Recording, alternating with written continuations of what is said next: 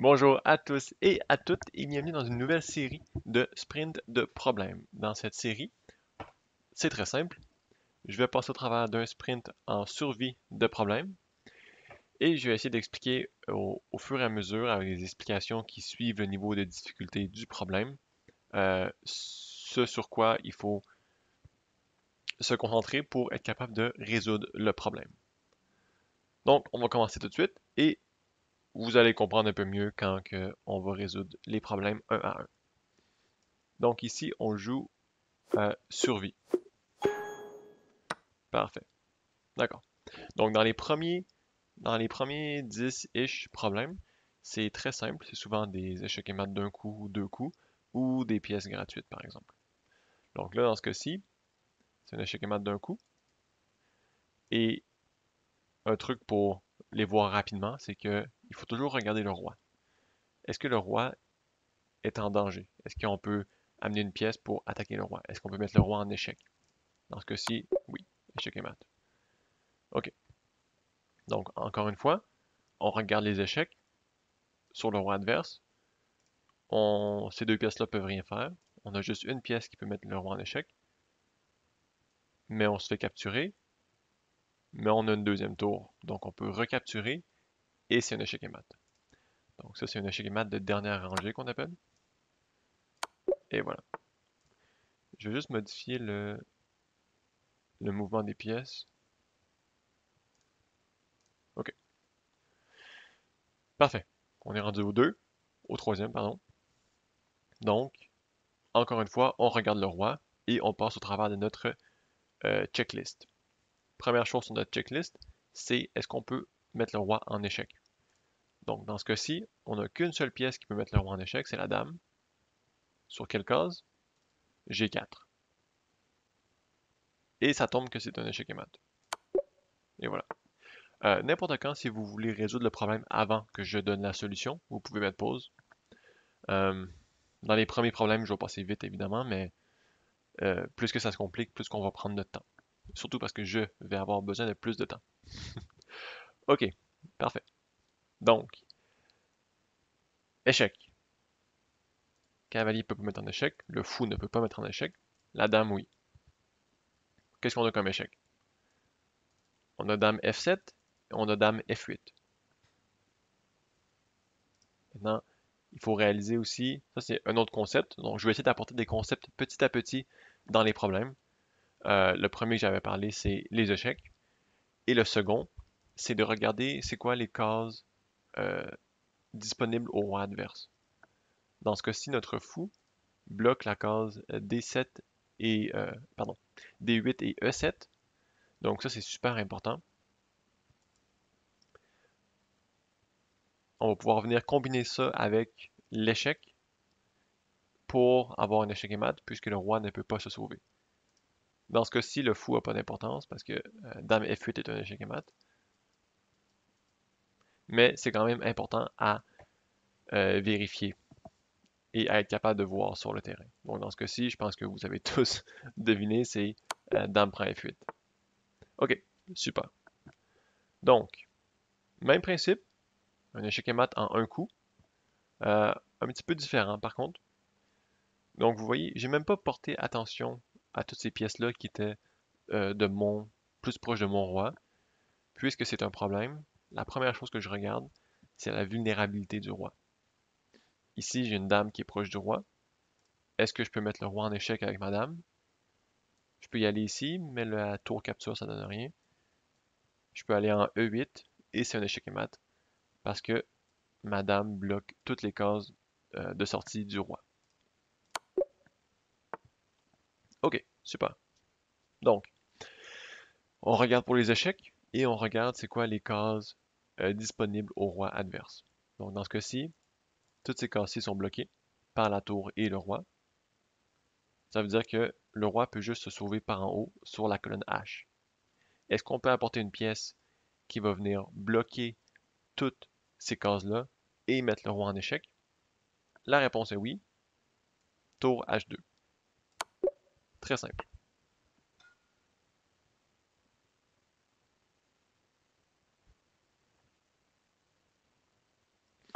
Ok, super bel échec et mat.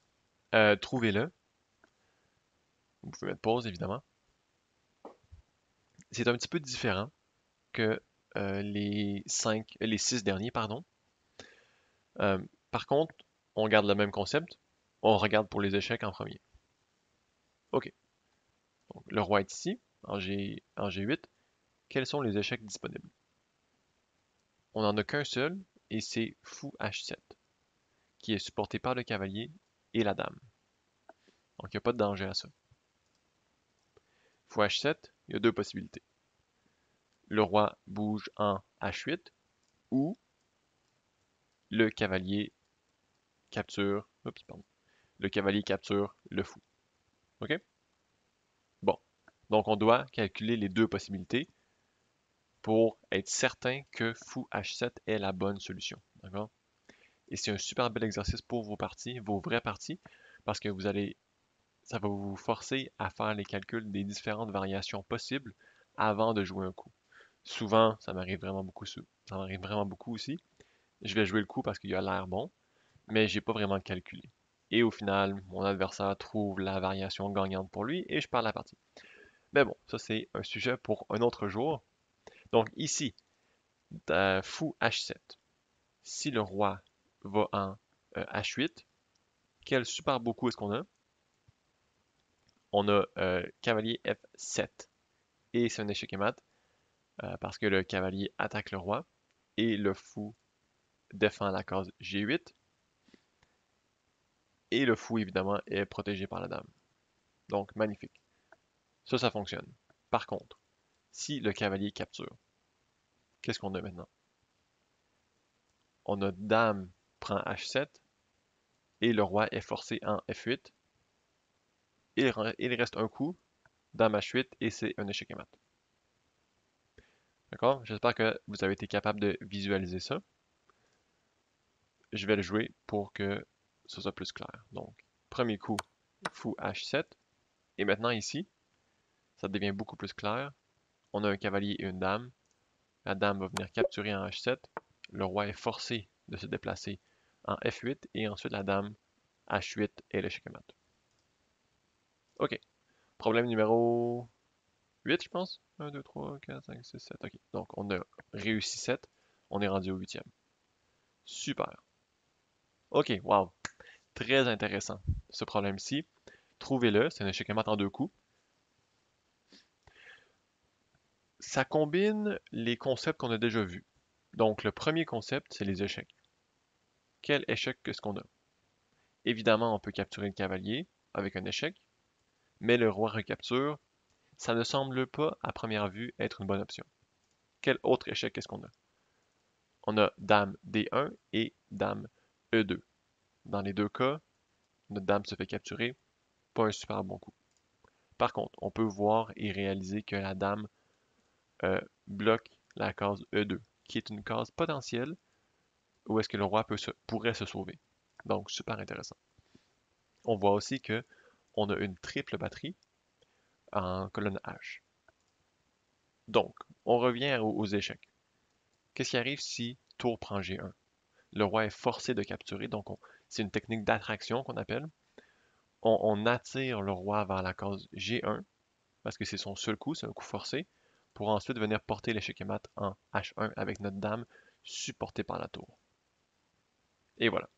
Donc, comme j'ai dit à première vue, ça apparaît pas comme un bon coup, mais après l'avoir joué, vous voyez ici que c'est un échec et mat très facile, dame H1. OK. Vous pouvez mettre pause pour trouver la solution. Le roi est vulnérable à un échec et mat de dernière rangée. Donc, qu'est-ce qu'on remarque tout de suite? Tour A1. Et est-ce que ça fonctionne? Ça fonctionne après, après que le cavalier est bloqué. Donc, tour A1, le cavalier peut bloquer ici ou ici. Si le cavalier bloque ici, on capture, échec et mat. Et si le cavalier bloque en F1, par contre, on ne peut pas capturer parce que le roi protège. Donc, on doit distraire le roi, on doit pardon, le repousser. Donc, tour A1, cavalier F1, et ensuite le coup très important, cavalier E2, échec, le roi se pousse en H1 et tour prend F1, échec et mat. Maintenant qu'on a calculé la variation jusqu'au bout, on peut le jouer. Et voilà. Donc je veux vraiment mettre l'emphase, je ne sais pas si c'est un anglicisme, mais je veux vraiment mettre l'emphase sur calculer jusqu'au dernier coup. Et non calculer les deux premiers coups, dire ah, ça a du sens, je vais le jouer. Faire des problèmes comme ça, c'est vraiment pour se pratiquer à calculer jusqu'à la fin. Donc ici, on peut gagner la dame. Pourquoi? Tour A1, le roi est forcé sur la deuxième rangée. Et ensuite, tour A2 va venir gagner la dame en rayon X. Une fois que la dame est gagnée, est-ce qu'on est capable de gagner la partie quand même? Disons, ici, ici, ici, ici, tour prend roi G2. Ensuite, on a un pion. Il suffit de gagner le pion des blancs et promouvoir notre pion et on gagne. Donc, on est correct. On peut le jouer maintenant qu'on est sûr. Et voilà. OK. On regarde pour les échecs, encore une fois. Quels sont les échecs qu'on a? On peut capturer la tour. Le roi capture. Mais ensuite de ça, on a seulement une tour. C'est pas assez pour faire un échec et mat. OK. C'est quoi l'autre échec qu'on a? Tour H7. Est-ce que le roi peut se sauver? Non. Très simple. Un échec et mat. OK. Donc maintenant, ici, très simple encore une fois, mais c'est, on regarde pour les échecs. Donc, dame prend C2, c'est un échec. Dame G1, dame F1, c'est un échec. Par contre, deuxième concept qu'on a regardé, c'était les cases où est-ce que le roi peut se sauver. Donc, ici, B2 est une case disponible au roi. Ce n'est pas protégé par nos pièces. Donc, il faut faire très attention. Si on était pour jouer sur la première rangée notre dame, ici, le roi pourrait se sauver en B2, éventuellement en A3. On ne serait pas capable de faire un échec et mat. Donc, le seul échec qui permet de bloquer et de restreindre le roi le plus possible, c'est dame prend C2. Donc, dame prend C2. Ensuite, roi A1 est forcé. Et le coup final qui porte l'échec et mat, dame C1. OK, parfait. Euh, Intéressant, ça c'est intéressant. Mettez pause, c'est un problème qui vaut la peine de penser un petit peu. OK, donc qu'est-ce qu'on réalise, qu'est-ce qu'on voit dans cette position-ci? Première chose que j'ai remarqué, la tour ici est clouée au roi. Ça, c'est la première chose que j'ai remarqué. La deuxième chose que j'ai remarqué, c'est que la tour pourrait venir se sacrifier ici et le roi serait forcé de capturer à cause du clouage. OK? Bon, ça vaut la peine de continuer à calculer, n'est-ce pas? On capture, le roi capture. Ensuite, qu'est-ce qu'on a? La dame ne peut pas aller en H3. La dame ne peut pas aller en F4 pour porter un échec. On a dame H5 échec. N'oubliez pas que le roi est en H2 et la dame en H5. Donc la tour ne peut pas bloquer. La dame peut bloquer, mais on peut récapturer sa dame. Et ici, on a notre super pion en F4 qui bloque la case de sortie de G3. J'espère que vous avez bien visualisé. Donc, on capture, on sacrifie une tour, on donne un échec. Le roi, la dame doit bloquer, encore une fois, parce que notre pion bloque la case G3. Et c'est un échec et mat. OK. Très intéressant ça aussi, ça va arriver dans vos parties très souvent, donc c'est important de bien reconnaître cette position-là. Euh, c'est le roi ne peut pas protéger sa tour à tout jamais. D'accord? Vous devez distraire le roi, repousser le roi avec votre pièce. Donc ici, on voit que notre roi fait contact avec la tour ennemie, mais c'est protégé par son roi. Donc, ça serait le fun si son roi à lui n'était plus là pour protéger la tour. Est-ce que c'est possible? Oui, c'est possible. En donnant un échec ici en E2 avec la tour, euh, le roi est forcé de changer de colonne puisque ces cases-ci, pardon, cette case-ci est défendue par le roi. Donc, avec tour E1, le roi se pousse sur la colonne D et la tour adverse devient non défendue. D'accord? Donc, c'est comme ça que j'ai vu ce coup-là. Premièrement, vous pourriez le voir juste par chance en vous disant, ah, c'est un échec, je vais le jouer. Le roi se tasse et vous gagnez la tour. Mais si vous voulez y aller de façon d'étape en étape, la première chose que je me dis, c'est nos deux rois font contact avec sa pièce. Est-ce que j'ai façon de repousser son roi pour ensuite capturer sa tour? Oui, tour E2. OK? Donc là, par contre, le roi a encore la possibilité d'aller en F4. Euh, il n'y avait pas seulement la possibilité d'aller sur la colonne en D. J'ai très honnêtement totalement manqué ça. Euh, mais le principe reste le même. C'est qu'on va essayer de venir gagner la tour en F5. Euh, donc ici, notre prochain coup, c'est quoi? C'est tour F2. Et ensuite, la tour va pouvoir venir capturer la tour adverse. Donc tour F2, roi G4 par exemple. Et là, la tour peut venir capturer parce que le roi protège. Euh, ouais, parfait. Bon, ok. Super. Ça, c'est super beau aussi. C'est un échec et mat de dernière rangée avec un petit ajout. Ok. Donc, c'est quoi les échecs? On a dame F8, cavalier capture, tour capture, et malheureusement, le roi peut recapturer. Donc, on a juste perdu nos pièces. On n'a fait aucun échec et mat. Deuxième option. Euh, dame F7. Le roi est forcé de se déplacer en H8. Mais est-ce qu'on est dans une meilleure position que tout à l'heure?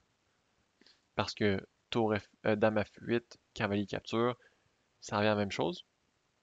Non. La différence avec cette variation-ci et la variation précédente est que le roi est en H8 au lieu de G8.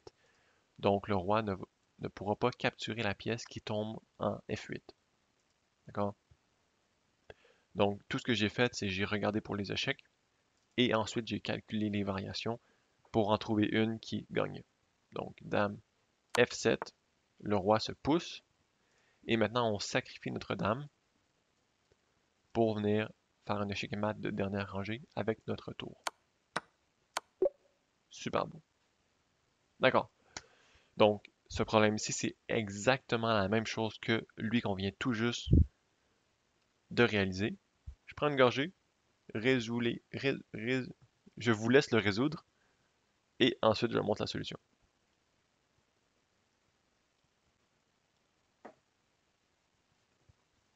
Parfait. Donc ici, euh, une chose qu'on peut remarquer, c'est que la dame menace un échec et mat.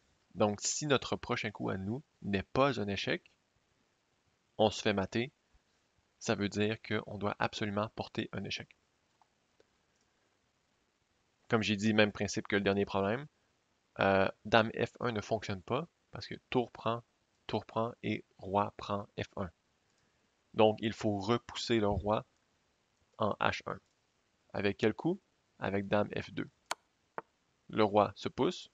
Donc maintenant, il ne fait plus contact avec la case F1. Donc, on peut venir sacrifier notre dame. Juste faire attention. Ici, la dame adverse protège la case E1. Donc, c'est très important de ne pas venir sacrifier sa dame en E1, mais bien en F1. OK.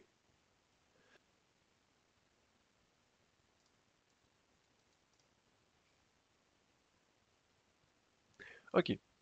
Euh, Ce problème-ci, ça m'a pris un petit peu de temps parce que j'étais un petit peu perturbé. Euh, Première chose que je remarque, c'est que le pion est très très très proche de la case de promotion, évidemment. Donc, si possible, on aimerait faire une dame. Par contre, est-ce que c'est possible de faire une dame? Je suis pas certain. Le premier coup qui me saute à l'œil en regardant les échecs, c'est tour H8. Donc ici, le pion est protégé par notre tour en G1. Ça veut dire que tour H8, roi F7 est forcé. Par la suite, on peut venir capturer sa tour à lui. S'il lui capture notre tour, on promouvoit en dame et on gagne son fou parce que c'est un échec. Et voilà, donc là, pion G8 dame et c'est fini. Ok. Oh! Oh, ok. Un autre problème qui vaut la peine d'y penser et de le résoudre. Échec et mat en 2 coups. Première chose, on regarde les échecs. Donc, cavalier C2 est un échec. Cavalier F3 est un échec. Et c'est tout ce qu'on a comme échec. Cavalier F3, puis on prend. Ça vient bloquer notre fou. Pas super bon. Cavalier C2, il faut réaliser quels sont les coups possibles du roi. De l'adversaire plutôt. Ici, c'est le cavalier qui donne un échec. Est-ce que le roi peut se sauver? Non, parce que le fou bloque ces deux cases-ci, pardon, et la tour bloque cette case-ci. Donc le roi ne peut pas bouger. Après cavalier C2, c'est forcé, tour prend C2, et par la suite, on vient de ouvrir la colonne en D pour la tour, et la tour va pouvoir venir se déplacer en D1 et porter l'échec et mat, supporté par le fou. Parfait.